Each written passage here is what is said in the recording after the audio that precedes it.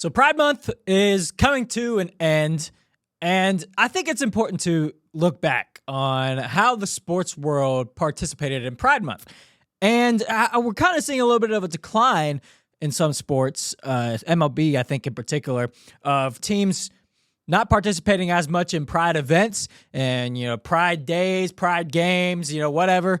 The number's starting to go down. However, I do think it's important to look at the teams that are still participating in this and how I think they're starting to lose the culture battle a little bit. And I'll provide some examples for that. But first, if you could please like and subscribe down below, I'd greatly appreciate that. And I appreciate you watching this episode of Out of Right Field with JP, where we discuss the intersectionalities of politics and sports from a conservative standpoint. But let's get into this video, folks. So yes, like I said, Pride Month is coming to an end.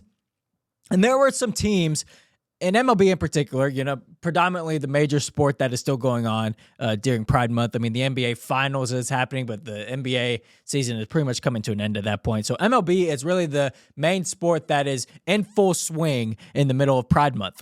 And like I said, we're starting to see that number of teams who participate in Pride events during this month go down. However, there are still some teams who are participating in this gladly and flamboyantly and very openly. One great example is the Mets. The Mets had a Pride night, or maybe several Pride nights, I don't know, but I know they at least had one in particular. And how do I know that? Because during the national anthem, they actually showed the Pride flag on the screen instead of the American flag. Here's a quick video of that.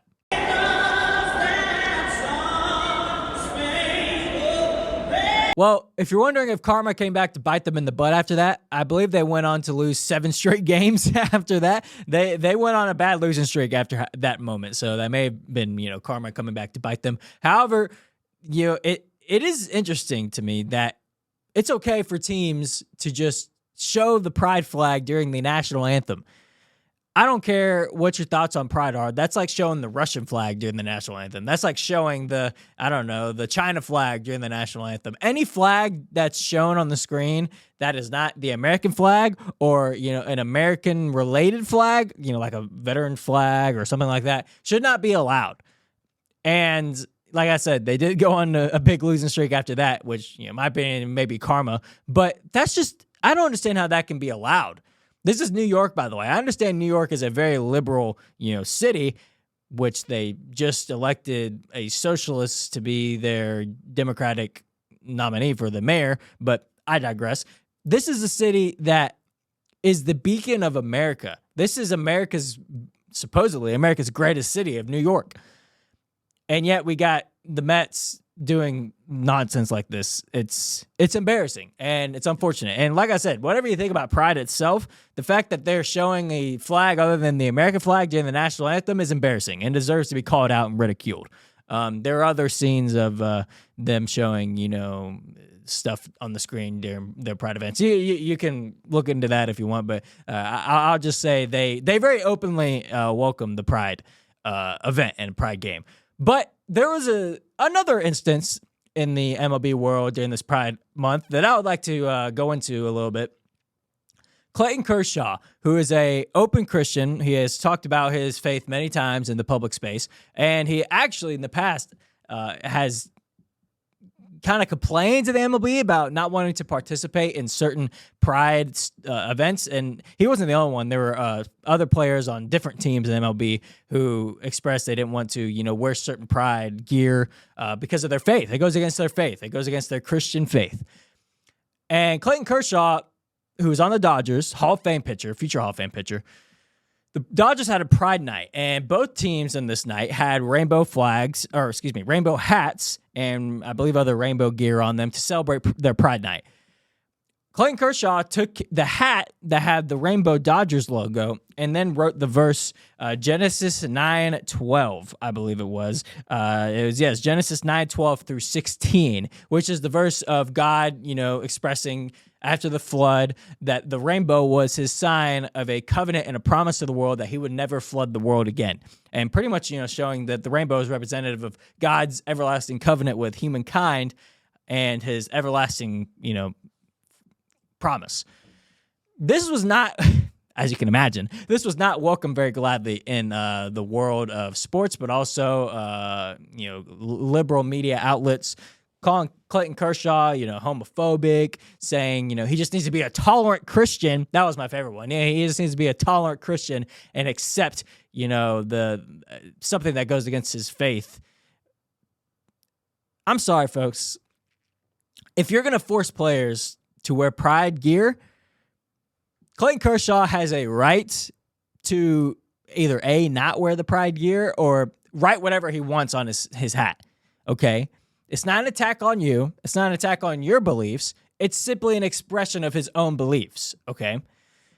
And it's a bit unfair to expect Clayton Kershaw to go along with something that is just distinctively against his faith. That's like asking a Muslim, baseball player to eat pork before the game. And then when he doesn't, he's all of a sudden, a porkophobe or something like that. Like, it doesn't make any sense. If your faith is one thing and you are actively expressing your faith in light of having to participate in something that goes against your faith, I think that's completely fair, okay? And Clayton Kershaw he wasn't writing something, homophobic on his hat. He wasn't saying, something, against gay people. He wasn't, saying anything bad about gay people and people who celebrate Pride. He was just simply expressing his own faith on his hat. But I think the response to this was interesting from the aspect of the people that did criticize it. However, I do think the people that supported it outweigh the people who spoke out against it greatly.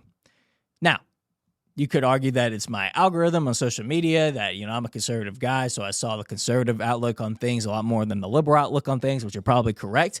But I feel like if this were to happen 2 or 3 years ago, it would be headline stories and Clayton Kershaw would be ostracized from the league and he would have to make a statement, yada, yada, yada. This didn't happen this time. Clayton Kershaw did not get canceled. He did not get, outright called out by media outlets like they would have several years ago. It was a story, but it just kind of faded out after a little bit. And I was actually happy to see that, okay? Like I said, I do think it's important to call out the people who did make outrageous claims, like, telling Clayton Kershaw to be a tolerant Christian. But overall, I think this is a win in the culture war for the conservatives, because you don't have major teams like we used to going with the Pride narrative as much. And the numbers are going down, like I said, but Clayton Kershaw is a great example of starting to win the culture war. A lot of people had Clayton Kershaw's back. And I think over time, you're going to start to see in the sports world, the Pride acknowledgement go down and down and down and down.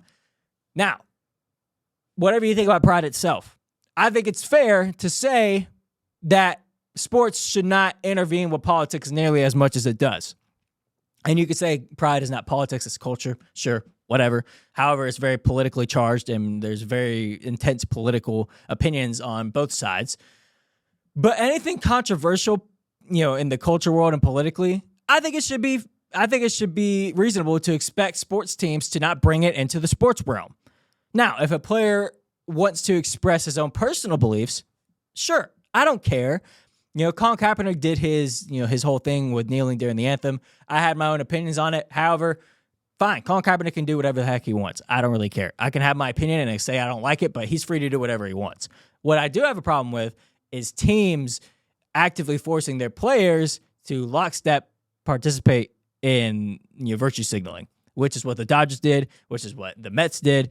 I don't like that. I don't like forcing players to get in line and go with something that is culturally and politically motivated, because not every player on your team, this may be a shock to you, but not every player on the team agrees with your virtue signaling, and they shouldn't be forced to go along with your virtue signaling. They don't have to. They should be free to not do that. Express it if you want, but do not be forced to by your employer to do so. And Clayton Kershaw shouldn't have to put his neck out on the line like he did. I'm glad he did. I'm glad he expressed his own faith, but he shouldn't have to do that. He shouldn't have to put his neck on the line when his employer is forcing him to do something that is against his faith and beliefs. However, that's where we are. I'm starting to see a decline in that, and I think that's a good thing. I think that's a good thing. And we saw during 2020 the BLM stuff. the NFL didn't even take away its end racism, stuff until this past season. We still had end racism, stuff on the field and stop hate stuff, which, like I said, the message itself is not what I'm talking about. It's the league's need to virtue signal, keep it out of the sports world. People go to watch sports, not to get politics and culture shoved down their throat. They don't go to do that. And the people who do go, and the people go, gee, I want to know what the NFL has to say about this. Gee, I want to know what the Dodgers have to say about this. Those people aren't serious people, and I don't even think they're genuine sports fans, okay? They're just trying to go to find somebody to cancel like Clayton Kershaw. So bottom line is, I want to see sports become solely sports again. And I would like to see this pride and instances for teams to have a chance to virtue signal to continue to go down like it has been going down. Because like I said, I think it's been going down greatly during this Pride Month, and the culture wins, I believe, have been there. And maybe next year we'll see the number of teams participating in Pride cut in half, and then cut in half until eventually it's just gone, and then no politics or cultural topics are discussed in sports again. That would be my utopia. That would be what I would want. Maybe I'm being a bit too optimistic. However, I do think, like I said, the culture war is starting to shift in the conservative direction, and I'm happy to see that as a conservative. And I've right to have that opinion.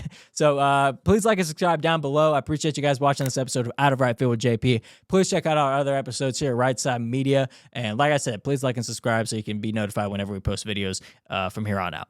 And until next time, same channel. I'll see you guys then.